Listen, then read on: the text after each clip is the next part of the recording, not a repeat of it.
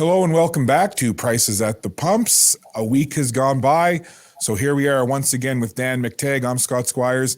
Dan, we like to refer to you as our energy expert here on SaltWire, and we're glad to have you. A couple of things we want to get into today, but again, right off the top, where are you seeing prices heading at the pumps over the next couple of days in this region? Well, we're still going to see prices rise, and even though the regulated authorities in Newfoundland, Nova Scotia, PEI, and New Brunswick jumped the gun on summer blends of fuel, it still means that fuel prices are going to go up. By the looks of it, 4 to 5 cents a liter. Now, I'd love to be wrong and there's no increase at all, but I think you may want to hedge your bets and make sure that you fill up a little bit, not a lot. But I don't see a scenario where prices are going to drop anytime soon. We live in a very different world. Saudi Arabia's decision, along with OPEC, to shut in another 1.16 million, call it 1.2 million barrels, and they mean business this time. Along the 2 million that's there is sent a very direct message to Europe and to North America. If you want to fool around with things like interest rates and be worried about the US Fed and banking crisis, you better worry about something more important that's called fundamentals. It's something that North American money managers, those who are doing day trading, many of them listening right now to us, Scott, have been involved with, worrying about headlines. Well, when you have a shortage of supply and demand is heading up, something has to give, and that's likely to be price. So this is probably as good as it's going to get. We're going to continue to see week after week increases in the price of gasoline well into summer. And you and I have talked on this program about how the fundamentals are maybe different now than they were 10, 15, 20 years ago in terms of being able to predict pricing. But what are you seeing right now on world markets with supply, with the cost of a barrel of oil, and how that's translating to the consumer at the pumps? Well, I would say energy markets have been totally distracted, and I would say probably dysfunctional, at least for the past several months, going back to August of last year. They're no longer. I think there's now zero focus on the fact that at any given time, OPEC could continue to tighten. And it doesn't matter what North America does in terms of increasing production or getting more from Latin America. The reality is that we're going to continue to see, oil probably push up another $10 a barrel.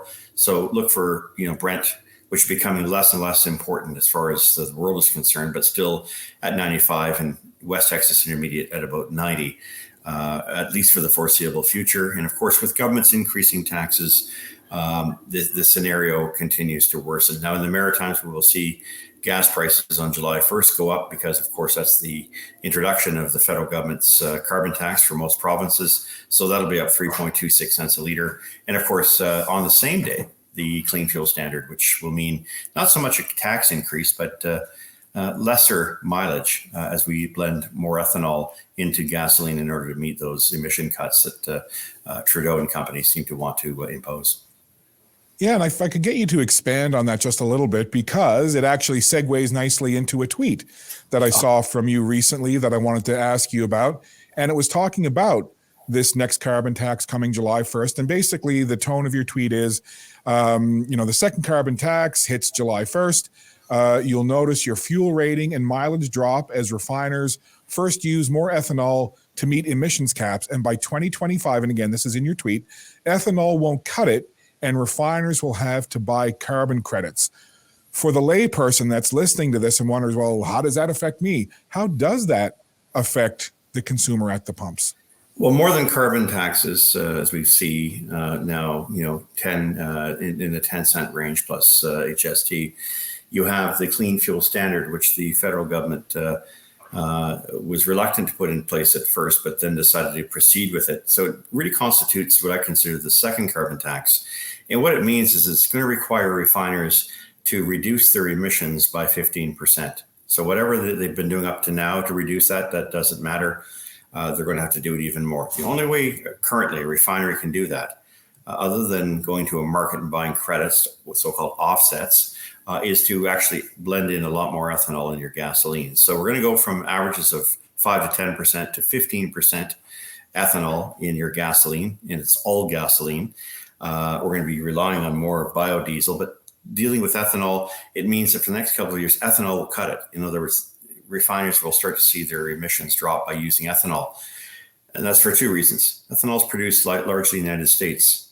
It's processed by power that comes from coal. In other words, we're farming out our emissions to the United States, buying ethanol that is produced with corn that could otherwise be used for feeds for food. So no other food prices are going up. But I digress. On the issue of the clean fuel standard, it's simple. For the next couple of years, we're going to see more ethanol blended into gasoline. Your mileage will fall. Ethanol doesn't burn quite the same way that gasoline does. But by 2025, that just won't cut it. They're going to have to go to the carbon credit market by 2025 to 2030.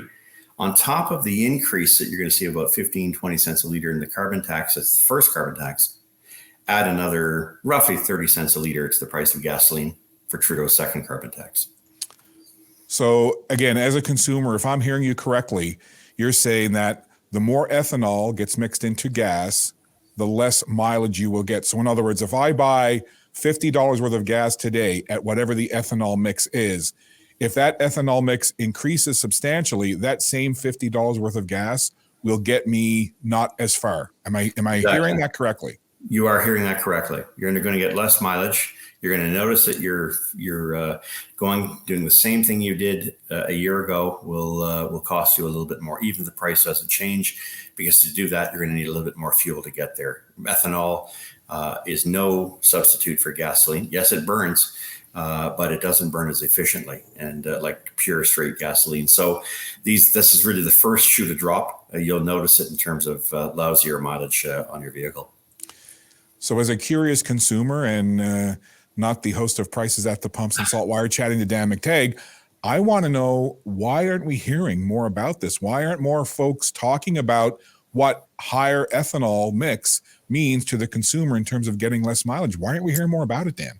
Well, I think those of us who think it's important, are few and far between. Those who, think this is all about the climate are prepared to remain silent, think it's a wonderful thing. We should all drive EVs. I want to remind people out there that no electric vehicle can be had without fossil fuels, without oil and gas, diesel, etc. So I guess for now the narrative is very much if it's all about the climate, it passes the sniff test.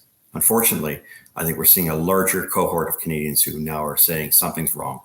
We can't afford this. And I can't afford to replace my old clunker. And now it's going to cost me more to get from point A to point B. And not only that, to get there, I have to use more gas to do what I once did. I think people are starting to clue in that this ruse we call, renewables is not cracked up to what it's sold to be. Dan, when we spoke last week, you were kind enough to do it on location in Washington. You were down there for some meetings for about a day and a half.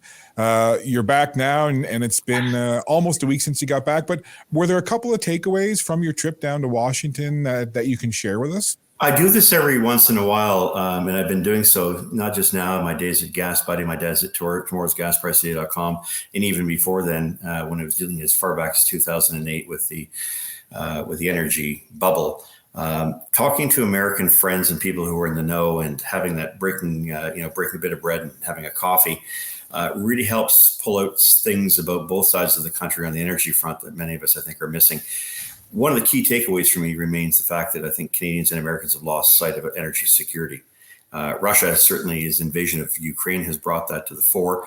But, when you have countries like Japan and Germany knocking on your door saying, please get us some energy, and we say no because there's no business case, as our prime minister has done, it has Americans scratching their heads as much as Canadians. And I think when the Biden administration made a foolish mistake to kill the Keystone XL pipeline, it now has to rely on Venezuela and its strategic petroleum reserve to make up the difference. So we have a lot to learn by our mistakes. Maybe it's cool to be trendy and we want to go green, but you can't do that by throwing the baby out with the bathwater. The United States needs Canada. Canada needs the United States. It's a great relationship. And when it comes to energy security, it also means global security. So those are some of the takeaways, Scott. And that's one of the reasons connecting from time to time, recharging my batteries. Whether we like it or not, we're an integrated market with the United States, and what happens there matters to us and vice versa. So hopefully, this has allowed me to be a bit stronger, more pointed in my comments, and not just on prediction of gas prices, but also some of the underlying forces and factors that I think is often missed in major headlines across the country. I always like to get your thoughts on what you're seeing internationally, geopolitically, et cetera, that may be catching your attention that could come to affect what we do here in North America in terms of energy and prices. Are there any of those things right now? What are you seeing internationally that maybe causes some concern or at least raises an eyebrow? Well, Canada and the United States turning its back on its oil and gas sector has now given and yielded the floor to OPEC and Saudi Arabia. It looks like a new alliance is emerging, including the Irans, including China, including India and Russia. And it's all about energy. And I think we have to clue in very quickly to the fact that if we don't guard our our position, we may very well find ourselves continuously at the mercy of OPEC. OPEC has no interest in selling any additional spare barrels of oil to Canada or the United States. They figure you're dysfunctional. You have your own energy. Between the two, you have more than enough to supply yourself and the world. We, in this past winter, dodged a bullet with warmer weather. A warmer winter in North America, a warmer winter in Europe prevented what could have been a cataclysmic outcome. I think we have to be prepared for the next winter. We won't be so lucky. And more importantly, we have to start to recognize that walking away from fossil fuels isn't in any way, shape, or form very bright. And we need to put those things in perspective. Let's have both things. Let's have the clean energy, but at the same time understand it can't be done by throwing oil and gas in the garbage pail. I'm not a big fan of the oil industry. They're not a big fan of mine. They hate the fact that I predict gas prices. I don't get paid by them, but I got to tell you, anybody who thinks we can do without oil and gas is delusional and living a world that is beyond technicolor. Dan, it's great to have you here each week on Prices at the Pumps and SaltWire. But when you're not with us, where can audience members, listeners, viewers connect with you outside of SaltWire? Well, sure. You can always see some of my work at Canadians for Affordable Energy, so affordableenergy.ca. Gas Price Wizard is my gas price prediction site. And of course, if you really want to have some fun on Twitter, because I find that a free-for-all sometimes, Gas Wizard is my handle, just Dan McTeague. So those are the three ways.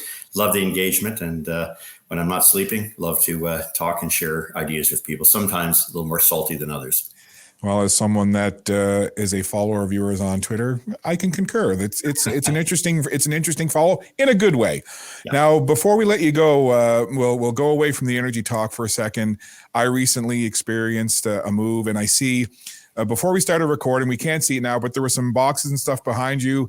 How goes the process, Dan, of the move? There we go. Dan, getting the camera. Boxes to the left of me, boxes to the right of me. Yeah. The move goes fine. It just took a long time, and the builder's been very kind and was generous enough to get us in here, but the house is still half empty and, boxes all over the place. So if I look like my shirt is a little disheveled and not pressed the way it normally is, folks, you know why. Anybody who's been through this knows what it's like. And even at 60 years of age, I'm still a vagabond. Yeah, well, when I saw the boxes just before we started the recording, I had some flashbacks to my own move a few months ago. And oh my goodness. So when do you hope to have it all completed by, Dan? Well, I'm 60 now. I think by the time I'm 65, it should be by the time of retirement. Perfect. Well, Dan, listen, always a pleasure to speak with you, sir. We appreciate your time. Be well. Enjoy the rest of your day. Have a great weekend. And hey, let's do it again next week. Let's do that, Scott. I'm looking forward to being back here on SaltWire.